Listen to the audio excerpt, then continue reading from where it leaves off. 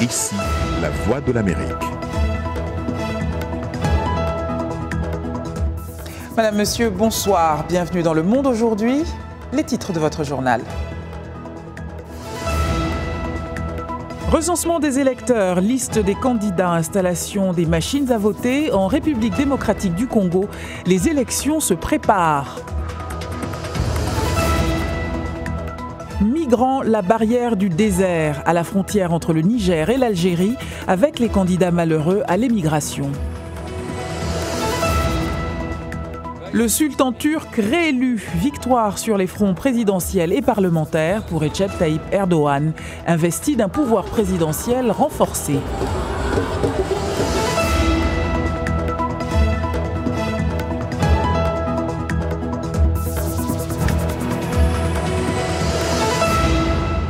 Et bienvenue à toutes et à tous. Commençons en République démocratique du Congo. Le pays fait un pas de plus vers les élections.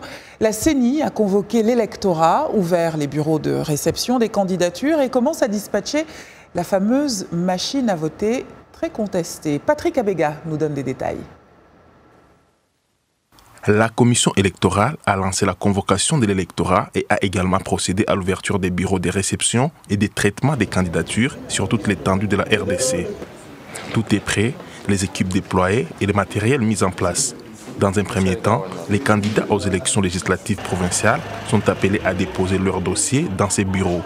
Cette opération va durer 15 jours.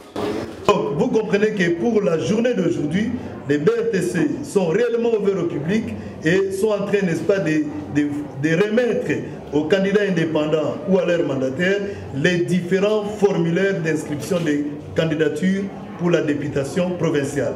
L'opération durera 15 jours. Dans sa démarche, la CENI vise à respecter le calendrier électoral. Mais les comités laïcs de coordination, proches de l'Église catholique, évoquent un processus électoral entaché. La machine à voter, bien qu'éventée par la CENI, n'a pas encore convaincu. Son usage n'est pas consensuel selon cette structure. Les comités laïcs réfutent toute imposition de la machine à voter. La transparence est un élément des caractéristiques des élections. Donc pour nous, nous pensons que cette machine à voter n'a pas encore jusqu'à ce jour eu le consensus et il est impossible de l'imposer à la population congolaise.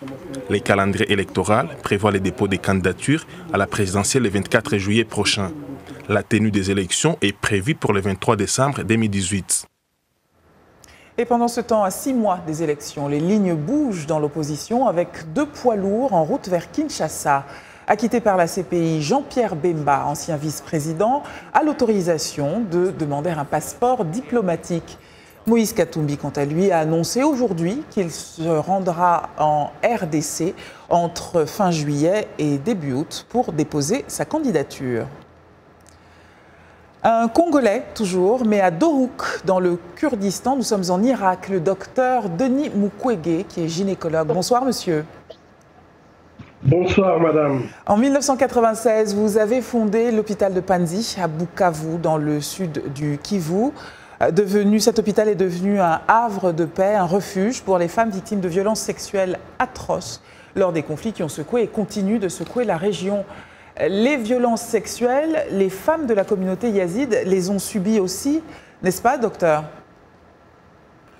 En effet, la communauté yazidi, spécialement les femmes, ont subi des atrocités de violences sexuelles, mais également de l'esclavage sexuel. Plus de 3000 femmes ont été ainsi portées disparues et beaucoup d'elles sont revenues, mais il y a encore beaucoup qui manquent à l'appel.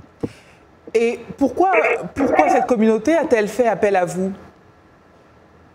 En fait, j'ai été invité par une organisation locale qui s'appelle Yazda. Cette organisation s'occupe des victimes de violences sexuelles. Et donc, elle a voulu que je vienne former son équipe dans la prise en charge des victimes de violences sexuelles par le modèle que nous appliquons en République démocratique du Congo, donc un modèle holistique qui consiste en fait à donner aux femmes, et pas tout simplement les soins médicaux, mais également les soins psychosociaux, la prise en charge légale et les soutenir sur le plan socio-économique. Est-ce que vous pouvez revenir rapidement sur ce que vous entendez par soins psychosocial? Parce que je crois que c'est ce qui fait l'une de vos spécialités, justement, c'est de dépasser le simple cadre médical. En fait, les patientes que nous prenons, les victimes que nous prenons en charge à l'hôpital des Panzi, au début, en fait, on faisait que le traitement médical. On s'était rendu compte rapidement que ce traitement médical ne suffisait pas, vu le traumatisme que les femmes ont subi pendant ces viols, qui sont des viols parfois massifs, qui se font en présence de membres de la famille, et ça crée un traumatisme très très profond. Et donc le traitement physique ne suffit pas. Il faut absolument pouvoir soutenir ces femmes sur le plan psychologique, mais également les soutenir sur le plan social, donc permettre à ce que la communauté puisse les accepter et réduire surtout la stigmatisation qu'elles subissent ou la discrimination. Et donc, Docteur Mukwege, votre mission se termine demain, mais j'imagine que c'est un commencement. Vous n'allez pas en rester là et j'imagine que les Irakiens qui vous ont invité non plus. En effet, je crois que ce que j'ai vu ici, le nombre de femmes qui ont été traumatisées et qui malheureusement vivent toujours dans le camp donc des déplacés internes. Et vous pouvez vous imaginer la vie dans un camp lorsque vous avez en plus été esclave sexuel. Ça veut dire que c'est un traumatisme qui continue puisque vous n'avez pas retrouvé votre vie normale. Et donc, nous discutons avec cette organisation pour voir comment nous pouvons faire un partenariat qui peut nous permettre en fait de venir en aide de façon holistique à ces femmes. Merci, docteur Mukwege. Vous vous en doutez, je vous garderai volontiers tout le journal, mais je suis prise par les impératifs des news. Merci d'avoir veillé pour nous. Il est 22h40 à peu près à Dorouk. Et bonne soirée à vous. Violence également au Mali, où au moins 35 civils Peuls ont été tués samedi au cours d'une attaque attribuée à des chasseurs traditionnels d'Ozo dans le village de Koumaga, dans la région de Mopti, au centre du pays. Le gouvernement, de son côté, a indiqué que l'armée avait découvert 16 corps après ce qu'il qualifie d'accrochage violent entre communautés dans le cercle de Djenné. Des allégations que réfute Salahina Bokoum, un habitant de Djenné, ville proche du lieu de l'attaque. Il est joint par Bagassi Koura. C'est un village qui est constitué presque à 80-90% Peuls. Donc les Peuls sont majoritaires là-bas. Donc tout a commencé le matin. Ce sont les chasseurs, comme nous appelons les Dozo, qui ont pris l'assaut sur le village. Donc maintenant, à l'entrée du village, ils ont tiré sur toute personne qu'ils ont rencontrée sur le chemin. Donc maintenant, c'est arrivé au village maintenant. Donc en ce qui concerne les trucs, les attaques, ce sont les Peuls. Même si les Peuls sont majoritaires, il y a ce qu'on appelle les Bozo et les Bambara. Mais ce sont les Peuls qui ont été pris pour cible. Les informations qu'on doit faire savoir que les forces de sécurité sont venues pour s'interposer entre les différentes communautés. Mais le plus mal dans tout ça, là, donc, puisque dans le communiqué du gouvernement, on dit qu'il y a eu un accrochage entre les communautés du village. C'est pas comme ça. C'est-à-dire, il faut appeler le chat par son nom. Ce sont les chasseurs qui sont venus à agresser les Peuls du village de Koumaga. Même si ces chasseurs-là ont des complices, mais ils ne viennent pas de Koumaga. C'est ça le problème au fait. Dans le communiqué, on dit qu'il y a eu un accrochage entre les communautés du même village de Koumaga, alors que tel n'est pas le cas. Au Nigeria aussi, le week-end fut sanglant dans l'état du Plateau. Des violences ont eu lieu entre éleveurs musulmans et agriculteurs chrétiens, faisant au moins 86 morts officiellement. Un chiffre à revoir à la hausse selon plusieurs sources locales. Une unité spéciale d'intervention est actuellement déployée dans les zones touchées. Et puis, le drame des migrants revenant sur leur parcours du combattant près d'une frontière isolée entre le Niger et l'Algérie. Là, les silhouettes des migrants expulsés se suivent et la survie liée à l'orientation dans ce milieu hostile et désolé n'est pas garantie, c'est le moins que l'on puisse dire. Irénée Hermanumbo.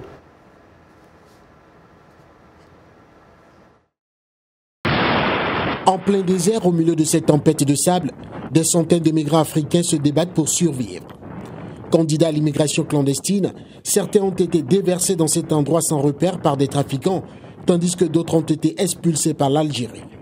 On nous jette là-bas, on est massé presque depuis que 8 heures du temps, 8 heures jusqu'à 19 heures, on masse sur le désert. On masse, on est plus que nombre de 1000 personnes. Les récits des migrants sont confirmés par plusieurs vidéos collectées par l'agence de presse EPI depuis des mois. Elles montrent des centaines de personnes qui s'éloignent des lignes de camions et d'autobus et qui avancent dans le désert avec l'espoir d'atteindre une destination utile. Les plus chanceux arrivent à traverser le No Man's Land de 15 km, allant de l'Algérie à la région d'Assamaka au Niger, pendant que d'autres désorientés et déshydratés errent pendant des jours avant qu'une équipe de sauvetage des Nations Unies ne les retrouve. Cette fois-ci, vraiment, le refoulement que je vis, vraiment, je n'ai jamais vu un refoulement comme ça. Parce qu'il y a beaucoup, il y a même des bébés. Ils refoulent même des femmes enceintes, des femmes qui ont accouché une semaine après ou bien 2 semaines après. C'est vraiment catastrophique. L'Algérie n'accepte pas qu'on l'accuse de violer les droits humains en abandonnant les migrants dans le désert. Elle qualifie l'approche de campagne malveillante destinée à enflammer les pays voisins. L'Union européenne dit être consciente des expulsions des migrants de l'Algérie, mais il revient aux pays souverains de se conformer aux droits et aux principes humanitaires internationaux. L'OIM estime que pour chaque migrant connu pour avoir traversé la Méditerranée, pas moins de 2 sont perdus dans le désert, donc potentiellement plus de 30 000 personnes depuis 2014. Des chiffres qui restent encore à confirmer. Voilà pour l'actualité sur le continent. Le chef d'État turc Recep Tayyip Erdogan triomphait aux urnes ce matin après avoir remporté dès le premier tour un nouveau mandat qui renforce ses pouvoirs. Selon l'agence de presse Anadolu, qui fait état d'un taux de participation d'environ 88%, M. Erdogan est arrivé en tête de la présidentielle avec un score de 52,5% après dépouillement de plus de 99% des urnes. Le point avec Dili Diko. La fête battait son plein aux premières heures ce lundi. Tayyip Erdogan a de quoi être heureux. Cette victoire va lui conférer les pouvoirs exécutifs renforcés pour lesquels il a longtemps œuvré. Pour ses détracteurs, les nouvelles prérogatives présidentielles constituent une menace à la démocratie. Le président réélu est le leader politique qui divise le plus dans l'histoire moderne de la Turquie, mais nombreuses sont les personnes à être contentes des résultats. Je pense que c'est un bon résultat pour notre pays, comme le dit notre président. Ne nous arrêtons pas, continuons sur cette lancée. Erdogan est adulé par des millions de Turcs car il a su honorer sa promesse d'une économie forte et faire construire de nombreuses écoles et hôpitaux. Tous ne partagent cependant pas ce sentiment. Tout est en péril. Il devient de plus en plus difficile de vivre dans ce pays. Les critiques de M. Erdogan l'accusent d'être de plus en plus autoritaire. Parmi les Turcs déçus des résultats figure l'opposant Muharrem İnce qui a concédé sa défaite ce matin. Lors de sa conférence de presse, il a attiré l'attention sur le fait que les pouvoirs élargis du président sont un danger pour la Turquie et que les élections ont été injustes dès le début. Elles se sont déroulées alors que l'état d'urgence avait été déclaré par le président à la suite d'une tentative de coup d'État en 2016. 160 000 personnes avaient été détenues et les médias avaient été fermés. Désormais, le président turc a le pouvoir de promulguer des décrets, de nommer des juges et pour finir, il est la seule tête de l'exécutif car le poste de Premier ministre est supprimé. Et ici, aux États-Unis, le ministre américain de la Défense, Jim Mattis, effectue cette semaine sa première visite en Chine. Le chef du Pentagone a indiqué vouloir prendre la mesure des ambitions stratégiques de Beijing, qui a installé des systèmes d'armement sophistiqués sur des îlots artificiels en mer de Chine méridionale.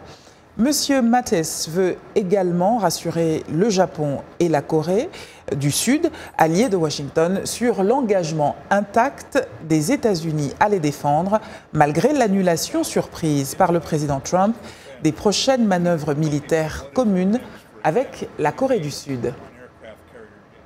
Vous regardez Le Monde aujourd'hui sur VOA Afrique. Nous sommes en direct de Washington.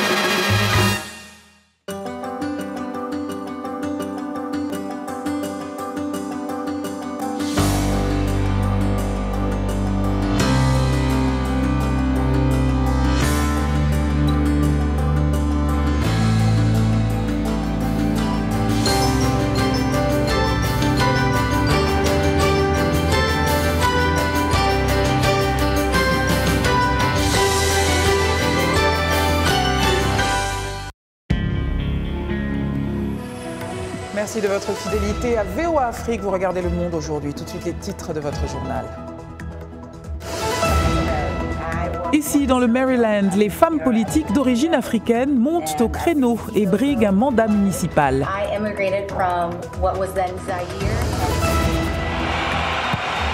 Coupe du Monde 2018, triste jour pour les Pharaons. Après 3 matchs qui se sont soldés par 3 défaites, l'Égypte de Mohamed Salah est éliminée. Et aussi dans ce journal, un inventeur guinéen crée un kiosque digital qui améliore la qualité des services, aussi bien publics que privés.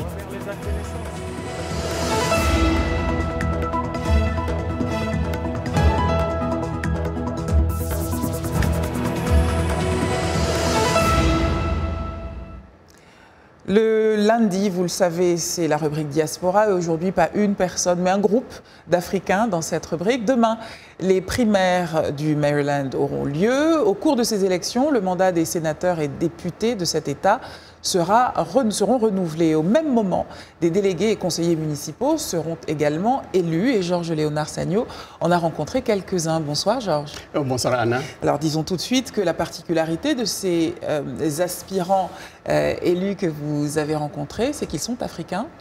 Je dirais même africaines. Tout à fait, tout à fait. On assiste à une floraison de candidatures féminines, surtout des Africaines, qui, pour une fois, se sont réveillées et elles veulent vraiment se faire compter dans ces élections. Alors, on commence au Nigeria ? Au Nigeria, pourquoi pas, on commence plutôt en Sierra Leone avec... Comme vous voulez. Oui, avec Sia Torno qui vit aux États-Unis il y a très longtemps et son combat, c'est porter la voix des sans-voix au niveau de l'Assemblée de Maryland. Autre candidate ? Autre candidate, vous avez une de vos compatriotes qui s'appelle d'ailleurs Kenge Maliki Dogo Flood. Elle est venue ici très jeune, quand elle était, disons, quand elle avait 12 ans avec ses parents en 1949. Et donc elle avait toute sa vie aux États-Unis. Elle fait tout ce qu'il faut pour faire entendre également sa voix. Elle va être candidate dans le comté de Montgomery, en banlieue de Washington. Autre profil qui a retenu votre attention, Georges ? Autre profil, autre candidate également. Vous allez me dire, ah mais les femmes dominent, mais oui, c'est bien ça. Il y a Walla Blegué qui est libérienne d'origine et qui veut défendre les couleurs africaines au niveau du comté de Prince George, dans la banlieue de Washington, État de Maryland. Et son combat, c'est essayer d'instaurer la transparence au niveau de l'éducation. Selon elle, l'éducation au niveau du comté de Prince George souffre vraiment de beaucoup de problèmes. Et pourrait être mieux développée, mieux organisée. Si elle est élue, évidemment. Pour ceux qui nous regardent et qui commencent à s'inquiéter, il doit bien y avoir un monsieur dans le lot. Oui, tout à fait. Un monsieur, oui, bien sûr, il y en a même 2. Son nom, c'est donc Zawal Will Zawando. Il est, comme lui-même il se qualifie, alors de la première génération des Africains, surtout des Nigérians qui ont immigré aux États-Unis dans les années 70. Ses parents plutôt. Alors lui, il est né ici. Ses parents sont venus et se sont installés dans la ville de Silver Spring, une ville qui est située, que vous connaissez bien d'ailleurs, qui est située en banlieue de Washington. Au nord de Washington. Voilà, dans le nord de Washington. Et donc, Monsieur Will, plutôt, se dit très déterminé aussi à faire entendre la voix de la diaspora africaine dans l'État de Maryland, plus particulièrement dans son district de Silver Spring. Et puis autre homme ? Est-ce qu'il y a un autre homme que vous avez repéré ? Oui, il y a un autre homme, son nom c'est Chike, et lui il est du Nigeria, Chike Nwanku, il est, vous allez être étonné, il est candidat républicain. Et il vit dans le comté de Anne Arundel, qui abrite, disons, le Parlement, l'Assemblée nationale de Maryland, l'Assemblée générale de Maryland, et en même temps le gouvernorat. Et donc, ce n'est pas étonnant si on sait que le gouverneur de Maryland est, pour la première fois, un républicain, M. Larry Hogan. Et donc, ce jeune Nigérian, qui évolue dans les transports dans l'État de Maryland, veut aussi se battre. Mais lui, il est pour un gouvernement, ce qu'il appelle gouvernement restreint. Donc, gérer les budgets, petit gouvernement, pas un large gouvernement comme l'entendent certains. Merci Georges-Léonard Sagno de nous avoir prouvé que les Africains se suivent mais ne se ressemblent pas. Tout à fait. Merci pour ces survols. Je vous en prie. Continuons de parler vote, toujours ici aux États-Unis. Une centaine de musulmans américains se présentent cette année aux élections de mi-mandat. Nombre d'entre eux souhaitent faire partie d'une vague bleue démocrate en novembre. Kane Faribault a suivi l'une de ces candidates pour qui le genre et la religion sont bien moins importants que les besoins de la communauté qu'elle cherche à représenter. Arzouma Compaoré. Tlaïb n'est pas une étrangère à la politique, puisqu'elle a déjà servi au Parlement de l'État du Michigan. Elle est la fille d'immigrants palestiniens, mais dans ce quartier de Détroit à prédominance afro-américaine, elle est chez elle, étant née et scolarisée dans la région. Pour elle, c'est une opportunité de se faire connaître, elle qui cherche à représenter le 13e district du Michigan au Congrès américain. Jusqu'à présent, les gens ne peuvent pas prononcer mon nom, mais ils se souviennent que je suis venue chez eux. Tlaïb est sur le point d'entrer dans l'histoire une nouvelle fois. Je suis la première femme musulmane jamais élue à l'Assemblée du Michigan. Et si je suis élue dans cette course au Congrès des États-Unis, je serai la toute première à y parvenir. La candidature de Tlaïb et deux autres campagnes mettant en vedette des Américains musulmans dans l'État du Michigan traduit un nouvel éveil politique dans la communauté. Il fut un temps où nous nous cachions, nous changions nos noms dans ce pays. Mais malgré le 11 septembre et malgré l'ère Trump, nous avons un impact significatif dans notre société. C'est une campagne historique. Les gens me soutiennent comme ce musulman de Tampa qui m'a dit « Gagnez s'il vous plaît, parce que si vous gagnez, c'est nous qui serons acceptés. » Et je lui ai dit que nous avions déjà gagné. Cela signifie tellement plus que ma simple personne. Pour assurer sa victoire, elle aura besoin de soutien en dehors de la communauté arabo-américaine du Michigan, dont la plupart ne vit pas dans le district qu'elle cherche à représenter. Le vainqueur de l'élection primaire démocrate du 7 août prochain ira probablement au Congrès, car il n'y a actuellement aucun candidat républicain aux élections générales de novembre dans cette circonscription. Tout autre chose, un kiosque digital qui améliore la qualité des services publics, aussi bien que privés, sera bientôt sur le marché grâce à un jeune Guinéen. Doté d'un écran tactile long de plus d'1,75 m, cet outil est équipé de logiciels capables de répondre en différentes langues nationales. Abdourahmane a rencontré pour nous son inventeur, Muntaga Keita. Dans cet immeuble familial de 7 étages se trame un projet révolutionnaire. Au rez-de-chaussée, quelques ouvriers et techniciens sont en pleine construction de ce terminal digital. Derrière cette idée, Muntaga Keita, un jeune Guinéen formé à Harvard, est une des sensations du dernier Africa Tech de Kigali. Eh bien, sa particularité, déjà, c'est dans sa conception. Alors, ce que nous faisons exactement, nous faisons un manufacture design en 3D de cet appareil, et nous le concevons techniquement, physiquement, dans cet environnement. Des compagnies aériennes aux commissions électorales, en passant par les banques, les cibles sont nombreuses. Ici, Muntaga Keita nous démontre comment les municipalités les plus reculées du continent peuvent y trouver leur compte. Par exemple, pour les municipalités, vous avez 7 colonnes avec les états civils, le e-government. Dès que je touche par exemple au bébé, ça m'envoie vers les actes de naissance, exactement. Alors, ces actes de naissance, nous pouvons avoir soit une déclaration, soit une reconnaissance. La déclaration, vous avez là tous les thèmes. Et bien sûr, nous sommes progressivement en train d'attacher l'audio à tout cela. Et dans la langue nationale aussi, dans la langue de la personne. Nous avons le français, l'anglais, le Peul, le Soussou, Malinké, Guérzé. Nous essayons de mettre le maximum de langues. Muntaga Keita nous dit que la plupart des 35 développeurs, agents commerciaux, techniciens et personnel administratif ont déjà été recrutés et devraient démarrer d'ici quelques semaines.